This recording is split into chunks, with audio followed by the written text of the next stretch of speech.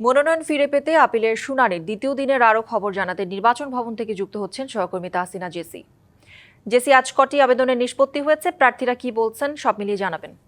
কৌরি, আপনি জানেন যে নির্বাচনে প্রার্থিতা ফিরে পেতে যারা আপিল করেছিলেন সেই আপিলের সংখ্যা ছিল প্রায় 645টির মতো এবং গতকাল প্রথম দিন অতিবাহিত হয়েছে, সেখানে 70টি আপিল শুনানি হয়েছে এবং আজকে দ্বিতীয় দিনের কার্যক্রম চলছে। সকাল 10টা থেকে এই কার্যক্রম শুরু হয়েছে। প্রথমার্ধে আমরা জানতে পেরেছি যে 35টির মতো আপিলের শুনানি হয়ে গেছে ইতিমধ্যে এবং এর মধ্যে 27টি মঞ্জুর হয়েছে।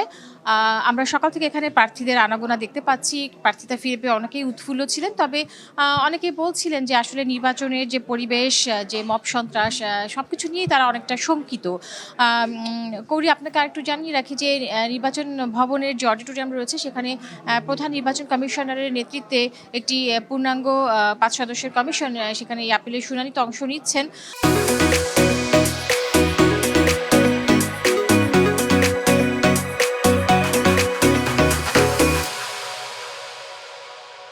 এবং এখানে প্রার্থীরা আসছেন, তারা তাদের বক্তব্য তুলে ধরছেন।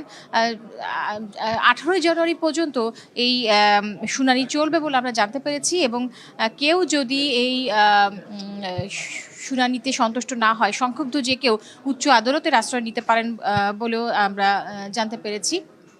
আপনাদেরকে আরেকটি বিষয় জানিয়ে রাখি যে আজ সকাল 9টায় নির্বাচন ভবনে একটি বিশেষ গুরুত্বপূর্ণ সভা অনুষ্ঠিত হয়েছে নির্বাচনের আইনশৃঙ্খলা পরিস্থিতি নিয়ে এবং নির্বাচন কমিশনার অবসরপ্রাপ্ত ব্রিগেডিয়ার জেনারেল আবুল ফজল সানাউল্লাহ এতে সভাপতিত্ব করেছেন।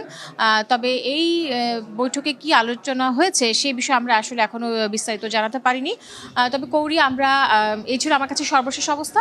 হয়তো পরবর্তীতে আজকে আপিলের যে শুনানি চলছে সেখানে সর্বশেষ পরিস্থিতি আপনাদেরকে আরো বিস্তারিতভাবে জানাতে পারবো। জেসি, ধন্যবাদ আপনাকে।